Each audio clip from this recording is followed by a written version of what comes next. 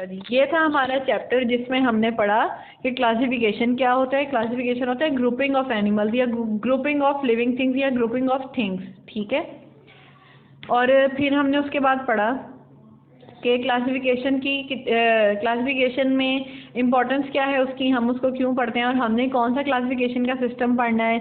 फिर उसके बाद हमने पढ़ा कि क्लासिफिकेशन के 5 किंगडम्स कौन कौन से हैं, मोनरा, प्रोटिस्टा, एनिमिलिया, प्लांटाe और एक और कौन सा है, फंगाई, ठीक है। ये हो गए 5 उसके ये। फिर हमने उन 5 की स्पेसिफिकेशन या करेक्टरिस्टिक्स पढ़ी।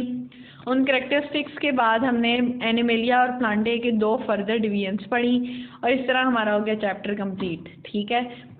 अब इसमें आपने करना ये है कि आपने इसको बुक खोल के अच्छी तरह रीडिंग करनी है।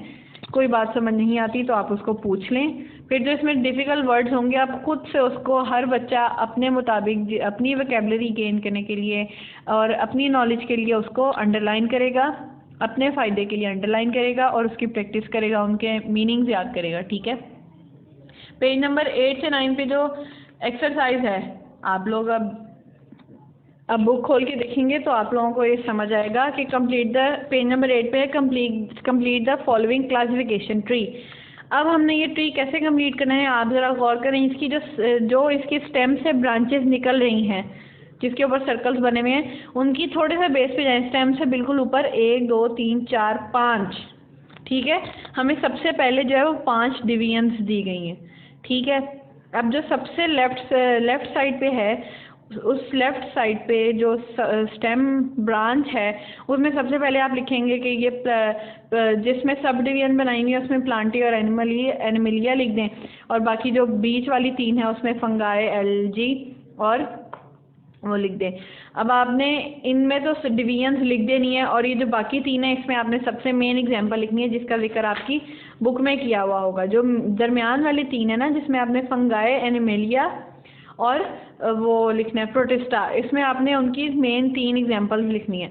हमने फंगाई की एग्जांपल पढ़ी है बुक में, एल्गी वो प्रोटिस्टा की पढ़ी है एल्गी, और मोनेरा की पढ़ी है बैक्टीरिया, ठीक है। ये 3 एग्जांपल्स लिख देंगे। फिर आप एनिमिलिया और प्लांटाe में जो है इसकी सब डिवीजन लिखेंगे। प्लांटाe में लिखेंगे कि फ्लावरिंग और नॉन फ्लावरिंग, और एनिमिलिया में लिखेंगे वर्टिब्रेट्स एंड इनवर्टिब्रेट्स। इस तरह आपका पेज नंबर 8 हो जाएगा कंप्लीट। फिर आप पेज नंबर 9 की पॉइंट बी पे आएंगे तो choose and right the correct option, ठीक है। बैक्टीरिया आर डैश ऑर्गेनिजम्स, ये हमने पीछे पढ़ा है कि बैक्टीरिया कौन से ऑर्गेनिजम्स होते हैं। Euglena and Volvox are examples of, Euglena और वॉल्वक्स किसकी एग्जांपल्स हैं, ये फंगाई की हैं, एल्गी की हैं या बैक्टीरिया की हैं, ये मैं आपको पढ़ा चुकी हूँ। Skeleton outside of the bodies of dash is made of chitin, किन की बॉडी के बाहर स्केलेटन होता है। अब इसमें से आप इन तीनों ऑप्शन में से देखेंगे कि इनवर्टिब्रेट कौन है। फिश जो है वो कौन है, वर्टिब्रेट है, इनवर्टिब्रेट है। फिश तो वर्टिब्रेट है। इंसेक्ट्स और बर्ड्स में से अब आप देखें कि कौन सा इनवर्टिब्रेट है। और अगर आपको ये समझ ना आए तो जब आप उस वीडियो के उस हिस्से पे जाएंगे कि जहाँ पे वर्टिब्रेट्स और इनवर्टिब्रेट्स की पिक्चर्स लगी हुई हैं तो आपको उससे ज़्यादा अच्छा समझ आ जाएगा। Classification is done on the basis of, classification किन बेसिस पे डन होती है, कि किन बेसिस पे की जाती है, सिमिलरिटीज़ पे, डिफरेंसेस पे, या बोथ सिमिलरिटीज़ एंड डिफरेंसेस। इसमें बोथ सिमिलरिटीज़ एंड डिफरेंसेस पे क्लासिफिकेशन की जाती है, ठीक है। अच्छा जी, अब हमने ये कर लिया, पॉइंट बी कर लिया। पॉइंट ए की तरफ आ जाए, आंसर दीज क्वेश्चंस। ये हमें स्लाइड पे भी नजर आ रहे हैं। Define classification in your own words, अपने अल्फाज में क्लासिफिकेशन को लिखें। अगर वो बुक से मिलते हैं या नहीं मिलते, आपके जहन में जो अल्फाज आते हैं आपने वो लिखने हैं, ठीक है। दोबारा से रिवाइज कर लेते हैं। क्लासिफिकेशन बेसिकली है क्या, ग्रुपिंग या सेपरेशन या फिर सेटिंग, ऑर्डरिंग ऑफ ऑर्गेनिजम्स, ठीक है। What is the need and importance of classification, ये हमने इम्पोर्टेंस ऑफ क्लासिफिकेशन में पढ़ा है। आप उसको देखें, पढ़ें और फिर आपको जो समझ में आता है आप इसमें लिखें।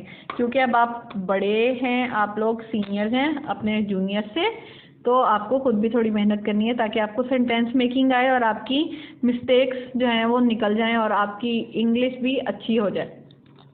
Prove with facts that algae have both plants and animal characteristics. Algae में जो है हमने वो एनिमल प्लांट कैरेक्टरिस्टिक्स में पढ़ा है कि उसके पास क्लोरोफिल होता है और वो फोटोसिंथेसिस करके अपना खाना बनाता है, ठीक है।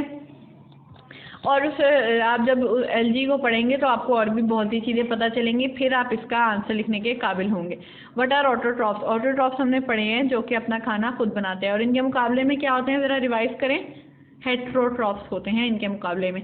Differentiate between unicellular and multicellular. अपने अल्फाज में आपने सादा सी ज़ुबान में लिखना है, लेकिन खुद लिखना है।